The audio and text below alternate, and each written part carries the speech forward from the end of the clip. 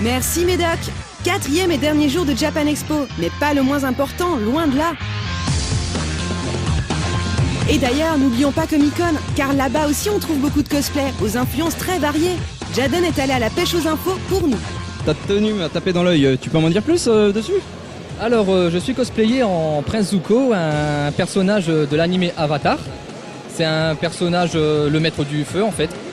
Et voilà, c'est un cosplay qui m'a tapé dans l'œil parce que d'habitude je fais que de la couture et là il y avait des pièces en dur. Donc j'avais envie de taper un petit peu dans la résine cette année, donc j'ai fait des pièces en résine. Nous sommes des steameuses, donc c'est inspiration steampunk. C'est du rétro-futuriste tout simplement. Et voilà, les tenues sont faites par des créateurs. Et après il y a de la mécanique que j'ai fait moi-même en fait pour les ailes. Est-ce que par le plus grand hasard tu es au courant des diverses activités cosplay de la journée? Par exemple la Comic Con, le fameux concours Comic Con, eh ben on va aller voir ça. Avec le concours Comic-Con, qui centralise les cosplays individuels et groupes au thème plutôt axé séries, films, jeux vidéo ou science-fiction, le public a pu assister à un spectacle de haut niveau. Comme l'an dernier, en faisant débuter le concours à midi, les organisateurs n'ont pas facilité le remplissage de la salle. Que voulez-vous, tout le monde n'a pas la motivation pour assister à un concours de cosplay envers et contre tout. C'est dommage, mais c'est la vie, car les absents ont sans doute manqué l'intro la plus épique en matière de concours cosplay. Univers du Comic-Con oblige, c'est donc Epic Man accompagné d'Epic Boy qui présenta ce concours. Par respect pour leur fonction de super-héros présentateurs, nous ne révélerons évidemment pas qui se cachait sous leur masque. Le show de 3/4 d'heure fut de bonne qualité, de nombreux univers furent représentés, et bien représentés. Côté série TV, citons The Borgia, série un peu trash sur une famille papale dont les costumes d'époque Renaissance rendaient fort bien sur scène. Once Upon a Time, qui décidément attire de plus en plus les cosplayers. Ou encore Stargate, avec cette Anat, Goa'uld accompagnée de ses larves. Les jeux vidéo n'étaient pas en reste, avec des cosplays d'Alice Madness ou encore un duo Bioshock.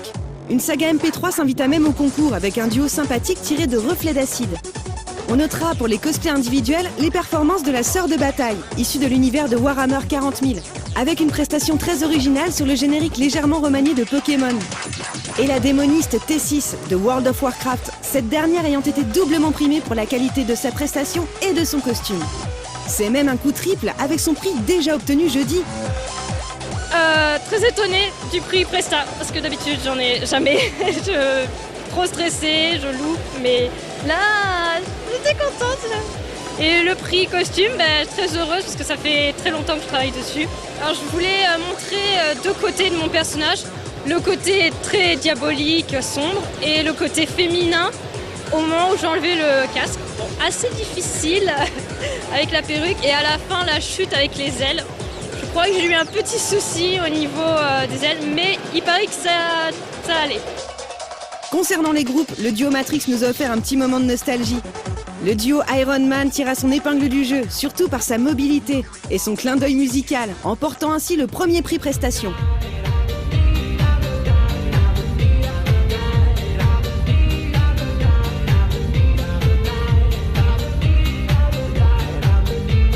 Et enfin, le groupe Kaamelott, très original, nombreux et à l'acting remarquable, a réussi 2 performances. La première, c'est d'avoir réussi à réunir un grand nombre de participants, tout en assurant une prestation très aboutie. La seconde, c'est la réalisation d'un doublé. 3e prix prestation et 1er prix costume, ce qui fut amplement mérité. On l'a pas vu venir, on était venu là comme ça, dans une ambiance bon enfant, tout simplement pour s'amuser et tout, pour rendre hommage à Alexandre Astier par rapport à Kaamelott. Et on l'a pas vu venir, tout simplement. On s'est tapé les intégrales à chaque fois pour bien visualiser. Voilà, de ça c'est bien, c'est plaisant. C'est très plaisant. Mettre les DVD sur pause pour voir tel détail et tout. En plus c'était dur parce que Kaamelott est une série qui est principalement filmée au niveau de la taille. Donc il a fallu trouver des fanarts, des petites images de certains costumes qui s'en rapprochent, parce qu'on ne savait pas ce que les personnages avaient au niveau des pieds. Le concours Comic-Con n'était pas l'unique concours cosplay de la journée de dimanche. Il fallait aussi compter avec la sélection des représentants individuels et Groupe France pour l'ECG 2014. Celle-ci se déroule en effet 1 an avant la finale. C'est donc 20 individuels et 15 groupes qui se sont d'abord soumis à une présélection sur la scène 100% cosplay. Chacun des participants a eu droit à un passage rapide sur la dite scène, avant de passer sous les yeux avertis d'un jury expérimenté, composé entre autres de l'un des vainqueurs de cette année. Au final, seuls 12 groupes et 12 participants solo furent validés et eurent le droit à un passage sur la scène principale. Le CG est un concours plus ouvert au niveau thème que le WCS. C'est un copieux melting pot qui fut représenté. Bien qu'on ait pu assister à des prestations issues de mangas ou de films, on notera une présence assez importante de jeux vidéo. De Guild Wars à Final Fantasy, en passant par Warcraft ou encore Skyrim, c'est une explosion de couleurs, de costumes, de prestations à laquelle nous avons assisté.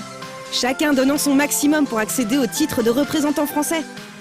Au final, c'est Kirae, en Sylvanas Windrunner de Warcraft, qui obtient le fameux sésame pour les individuels. Elle sera donc la représentante solo pour la France lors de la finale de la saison 4 de l'ECG en 2014. La prestation, moi j'ai essayé de retracer l'histoire de Sylvanas en 1 minute parce qu'on n'a qu'1 minute, c'est très très court. Donc j'ai essayé de faire le maximum en 1 minute et pour moi tout s'est bien passé, donc c'était parfait. Le point fort de mon costume, du coup, c'est mon arc. Alors il y a de la mousse expansive, il y a de la résine, de la fibre de verre, de la pâte qui sèche à l'air, du Worbla, et voilà, le principalement. Côté groupe, c'est le trio issu de Final Fantasy, 6e du nom, qui décroche la médaille. Il ne nous reste plus qu'à leur souhaiter bonne chance pour l'édition 2014, en espérant qu'ils parviendront à défendre les couleurs tricolores aussi bien qu'en 2013. Alors on avait très peur que les effets de lumière avec l'éclair, on utilisait des flashs comme je fais aussi la photo, on a eu très peur que ça se voit pas. Parce que s'il y avait beaucoup de lumière sur scène, ça aurait pu passer à la trappe. Bon, a priori ça s'est vu, il y avait 2-3 effets aussi qui auraient pu ne pas marcher et des problèmes de synchro, mais dans l'ensemble c'est bien passé.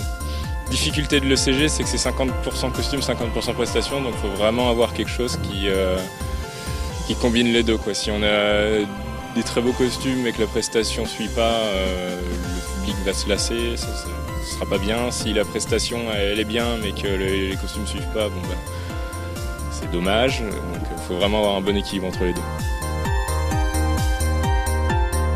Et voilà, le Cosplay Japan Expo c'est fini. J'espère que vous avez apprécié toutes les belles images qu'on vous a montrées. Il ne me reste plus qu'à vous dire à bientôt. Et puis l'équipe de Costume Player et moi-même, on va aller se reposer.